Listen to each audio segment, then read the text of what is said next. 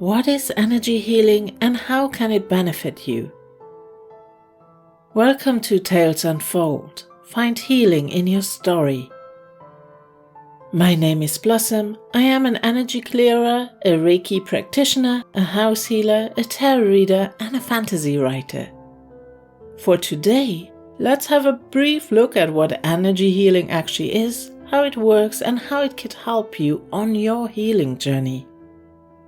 Energy healing is a holistic practice that includes the subtle energies of your body, your space, and the land around you. Everything in the universe is made up of vibration, and therefore everything vibrates, even you, your pets, your stuffed animals if you like, and the chair you are sitting on right now. Energy healing is a way of guiding energy throughout the body to promote someone's self-healing abilities. Our physical bodies are intertwined with our energetic body. Therefore, it is no surprise that all the traumas we carry physically, emotionally, and psychologically impact our energy centers, the chakras, and vice versa. So in order to maintain vitality, we need to unblock the highways or the meridians in our body so energy can flow freely. So blockages can be caused by trauma, toxins, stress, or emotional turmoil, for example. And if the energy can't flow freely anymore, we might experience mental and emotional issues. And if that goes on long enough, it can even cause physical ailments. The same is true for your space and the surrounding land. If there are any energetic blockages in your home, may it be through earth energy problems, water veins, emotional hotspots, or even spirits, they can affect you in the same way. And also the other way around.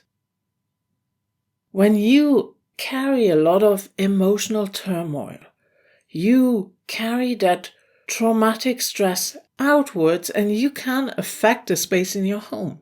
That's why we're talking now emotional hotspots. That is something the human creates themselves. When is it a good time to receive an energy healing? Most importantly, and I can't stress this enough, if you have any physical, emotional, or mental issue, please see a professional healthcare provider first. You need to ensure there aren't any serious underlying issues causing these problems. Energy healing is a great additional tool for your vitality and your well-being, but only if used responsibly. Some of the reasons to receive an energy healing treatment could be because it helps with insomnia. It reduces stress and anxiety. Therefore, it relaxes your mind and body. It can also ease pain. Let's say you have an injury, like a broken leg, and you're in pain. Of course, you get painkillers, but so that you don't have to take as many or even can leave them out completely. Even there, an energy healing would be so beneficial.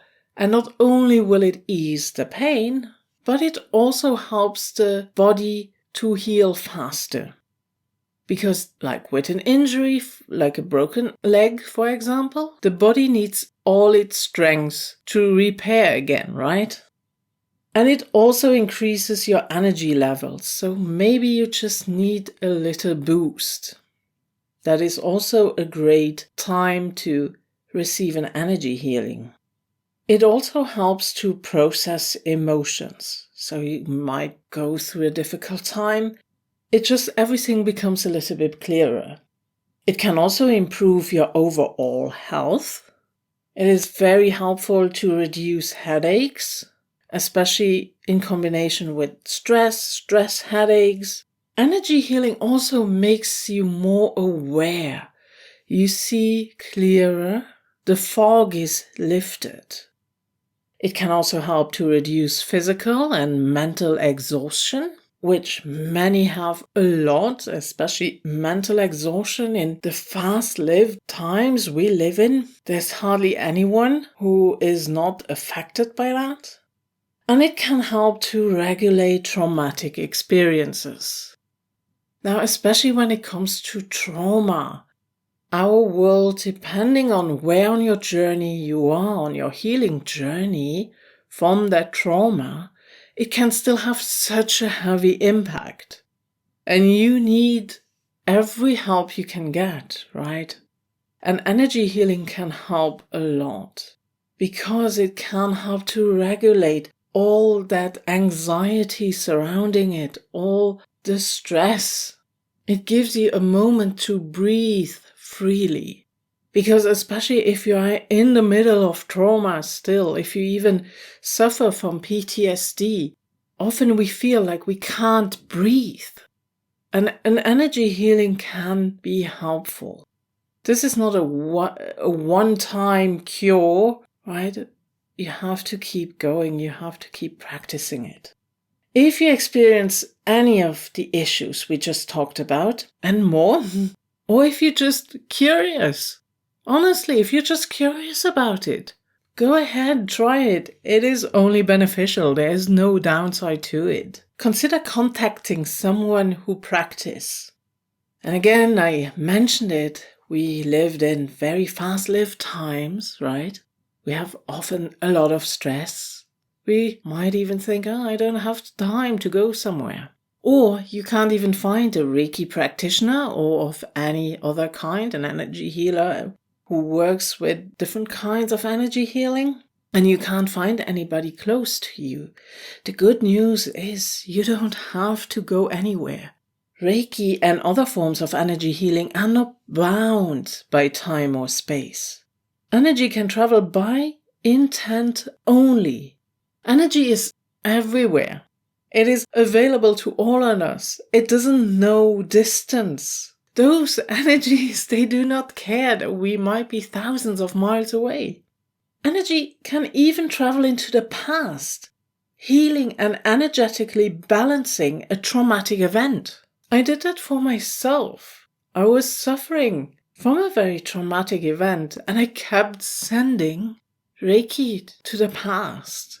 I mean, trauma will not be cured within a day, within a week, within a month even. It takes a lot of time, but it can balance. Let's say it can take the sting out of it. It does not take over your entire life, your entire thinking process anymore. It doesn't dominate your entire life. It doesn't dominate how you define yourself. And that's where energy healing as an additional tool can be so beneficial for trauma work. So if you decide to receive an energy healing, the process on how that will happen will depend on the type. So now let's say you choose an energy healing for you as a person and not for space or land. Let's talk about you as a person now. So let's talk Reiki. I personally offer Reiki, so let's talk about that. So usually your Reiki practitioner will connect with you via email or perhaps even a Zoom call. Then you can discuss the issues, why you want to receive an energy healing, what your intention is, what you would wish to improve. And if you have discussed all this, you can set a time and date for your energy healing. That is one form. As you set a date and time for your energy healing, the Reiki practitioner will do the healing exactly at the same time. Many people choose to do that just before going to sleep, or maybe even while they are sleeping. That, of course, also depends on where your Reiki practitioner is in the world, what the time differences are. You also have the choice to use a chi ball, and it both works.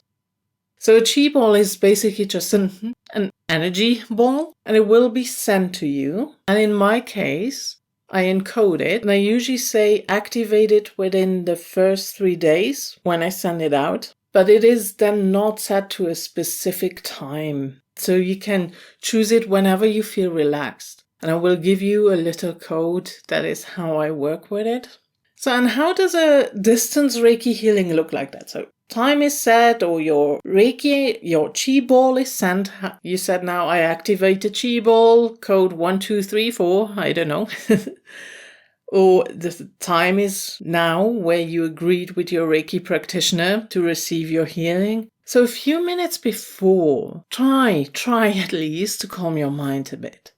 You can then make yourself really comfortable. Light some candles, for example. Burn some incense or a scented candle, or use essential oils in a diffuser. Don't underestimate the good smell. This is really gonna help. I love having a good smell because it triggers so many good things. And also make sure that you are warm. And if you like, you can then also play relaxing music in the background. If you get in a distant Reiki session with me, I will always send you a guided meditation. From there on, you don't have to worry about anything then anymore, because everything, you will be guided through the entire session. And this guided meditation, this track, is already infused with Reiki. So you have already the Reiki energy from the guided meditation track, plus the one that I'm sending you still. So it's quite a bit of a boost there. And I really like when people are using this track. But however, not everybody likes a guided meditation. Some people really enjoy just being quiet. They don't even want music, or just want music without somebody blabbing. And that's absolutely fine as well. So if you want it then to be very quiet, or you just have some music, you can use visualizations on your own. If you use my guided meditation track, I will guide you through it. So basically you don't have to do anything. I will guide you. And if you are on your own, you can, as I said, use visualization. If that doesn't come easy to you, you might just want to repeat a mantra, either quietly in your head, or you whisper them to yourself during the time of healing. A mantra can, and in all honesty, should be short and simple. A phrase like, I am open to receive. Or, the energy now flows freely. I am healing. I am healed. All of those, they are enough. They don't have to be complex or complicated. And they shouldn't be. Whatever resonates with you. Maybe you can also just listen to a track of affirmations, if that is something you enjoy. To repeat the word several times will also help to keep the monkey mind at bay. Whenever you notice that your mind is shifting to your everyday tasks and endless to-do list, just repeat the mantra. And also doing an energy healing, it would be beneficial if you focus on your breath. You don't need to use any specific techniques, but you can if you are familiar with it. If that, however, you will get too much in your head because of that, because you're not that familiar yet with it, then just listen to yourself how you breathe in and out. And that's enough. Just focus on that. And the more you focus on that, of course, you busy your mind. So all I still have to go shopping doesn't have to come into your mind, right? Or you can at least, regulate it somehow. So again, to summarize, just find a comfortable position. Make sure you will not get disturbed. Those 20 minutes are for you, or those 30 minutes, 20 to 30 minutes are for you. I mean, it's wonderful if you are a loving, caring person who will put others first. All good. I appreciate that. But if you receive an energy healing, that is the time to be a little bit selfish, but it's also not really selfish, right? That is for you. So make sure you will not get disturbed. Phones off, door closed. Your time. Get comfortable. Put on music. Create a nice smell. Be warm, or you put on the guided meditation I send you with. Then relax, use mantras, focus on your breathing. Try different visualizations of a Reiki healing sun, of you sitting in a forest clearing, the earth sending energy to you. All those are visualizations that you can use. If you are not sure about it, talk with your Reiki practitioner about it. And as an energy healing like that usually lasts about 20 minutes, something like that. You can set a timer if you don't use the guided meditation and give yourself a few minutes before you return to your normal everyday life. So if you use it before going to sleep and you fall asleep, that's fine, that's wonderful. Or if you even ask for it while you sleep, you don't have to worry about that. But if you use it during the day and you still have something to do, then please don't rush it. Take another 5 minutes where you just lie still, just let the energy settle a little bit. Be good to yourself. After an energy healing, it is very important to drink enough and to ground yourself afterwards. I cannot stress this enough. So there you can use again a visualization of letting roots grow from your feet deep into the ground and then to draw up the energy from Mother Earth into your solar plexus. If that is not so much for you, grounding can also just be a gentle walk outside after your energy healing, or just get something to eat that grounds you. Don't go for a hike, don't stress sport, take it easy. Depending if that is your very first time or depending on what you're going through, an energy healing can bring up a lot of things. And it needs a bit until those energies settle, until everything is balanced. So be good to yourself, be gentle. But a nice gentle walk outside is definitely a good idea if you're up for it. Or find other ways of grounding yourself. That is so important. Any kind of energy work can leave you a tad spacey. And I've seen many people, when they do so much energy work or even receive energy healings and stuff like that, and you're not grounded, well, that's not good for you. You need to be in the here and now and fully present and welcome back to Earth. It's wonderful to be away for 20 minutes or so, but you need to come back. And then what is always very nice if you contact your Reiki practitioner and share your observations and your experiences with them.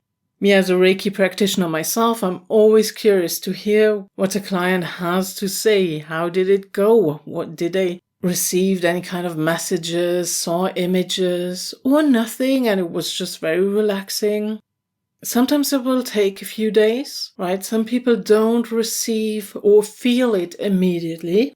I've seen it already happening that somebody just experienced or became aware of the energetic shift after 3 weeks. And that's fine.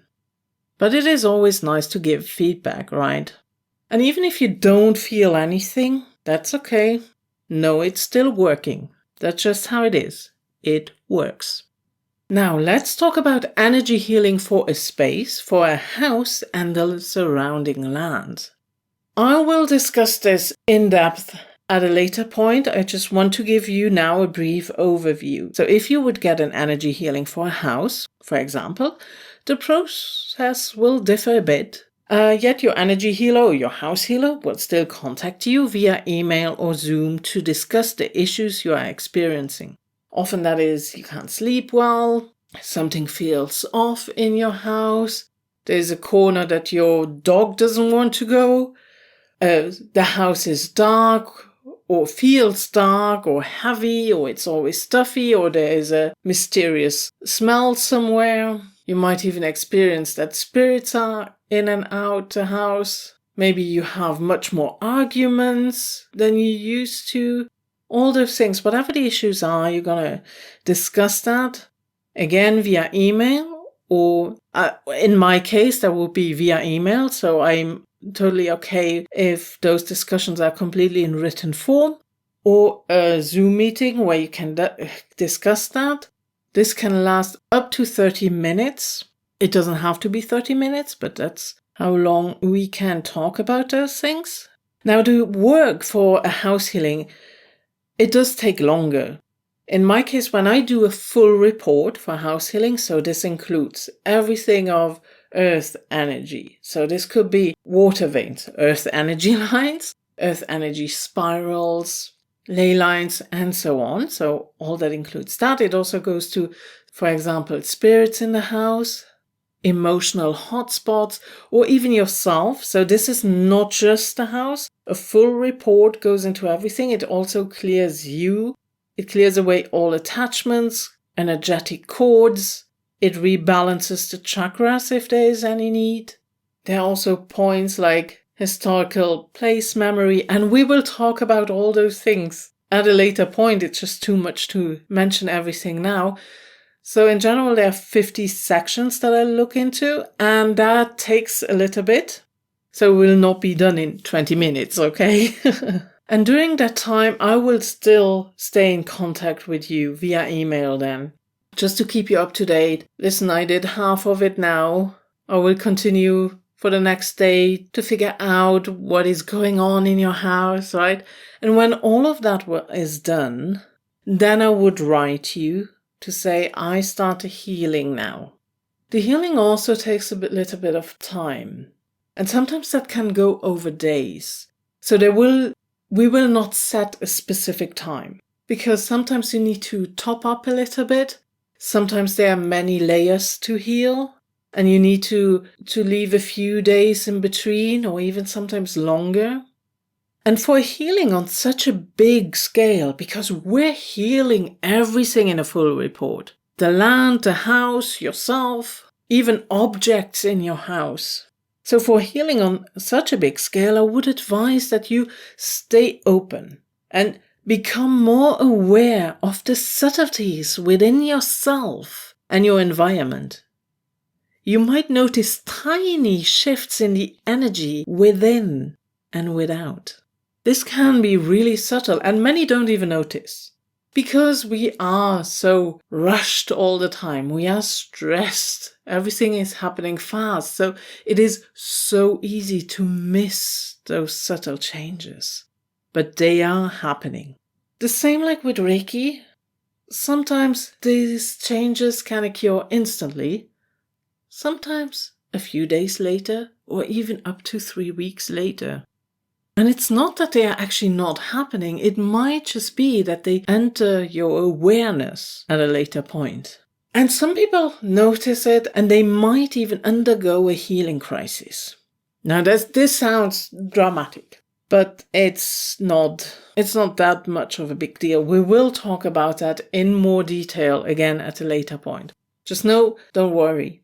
You might just have to, am I allowed to say that? You might just have to pee more, or you feel it a bit more, you will be a bit more tired than usual. That usually lasts just for a couple of days, so it's not a big deal. But I will go into detail about that because I think it's important. Also, when you request either a house healing or a Reiki distance session, I will send you a PDF file with all you need to know about a healing crisis. So don't worry about that.